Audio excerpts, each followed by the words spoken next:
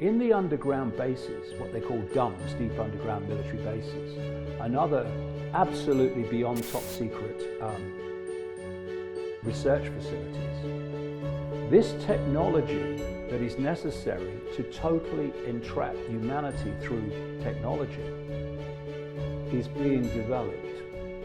And they are always vastly ahead of anything that's happening in the public arena. I mean, vastly ahead. This is why Aldous Huxley could describe things in 1932 with Brave New World that were not even possible then. This is why George Orwell could describe technology in 1984, published in 1948, like the telescreens in your home constantly filming you, which is what smart TVs do now, and these are only the early developments of the telescreens, the smart TVs.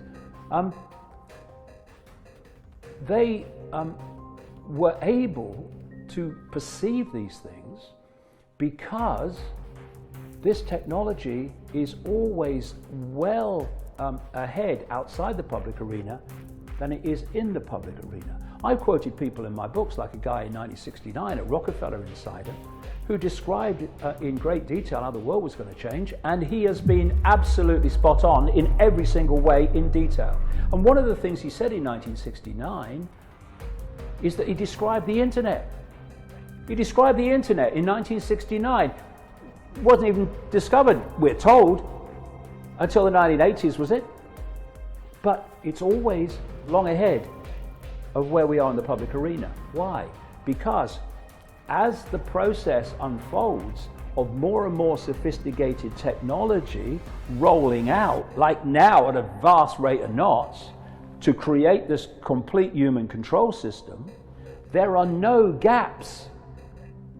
Notice, there's no lag time, there's no gaps where people are sitting around strumming their fingers waiting for some geek in a garage to develop the next level of control. It just rolls out seamlessly. Why? Because it's been there, sitting there to be rolled out, so it's seamless as it rolls out. This stream of movies, year after year after year after year, that are portraying the very dystopian machine-controlled society that they want to take us into. Because it's called preemptive programming. What they're doing is systematically making us subconsciously, consciously too more and more, but subconsciously familiar with that world. So that as it comes in for real, it's less of a chasm, it's less of a shock. Now, because this technology ain't coming from geeks in garages, I mean, some of the peripheral stuff might, yes. I'm talking about the real control system stuff. It's coming out of underground military bases and other secret projects. They need a cover story and a cover people to explain where the hell it's coming from. So they have their cult operatives, gophers, most of them, well, all of them are at gopher level, even then, or some are more gophers than others. And they play the role of fronting up different technologies coming out. I'm talking about the main technologies that are real vital to the control system. And acting as that front man or front woman makes them very rich. But this is the deal. You front up this particular technology rolling out as if it's, random, and you'll become very, very rich. But vast amounts of that wealth have to be spent on advancing the cult agenda in the name of philanthropy.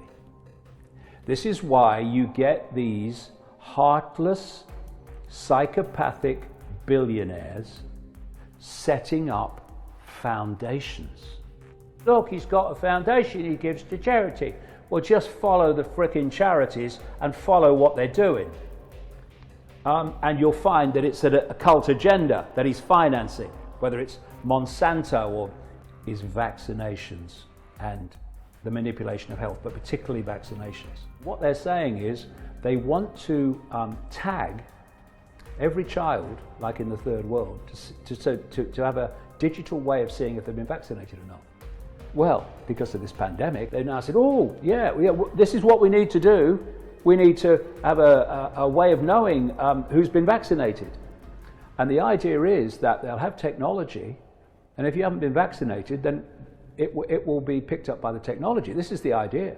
So here we have Bill Gates saying now,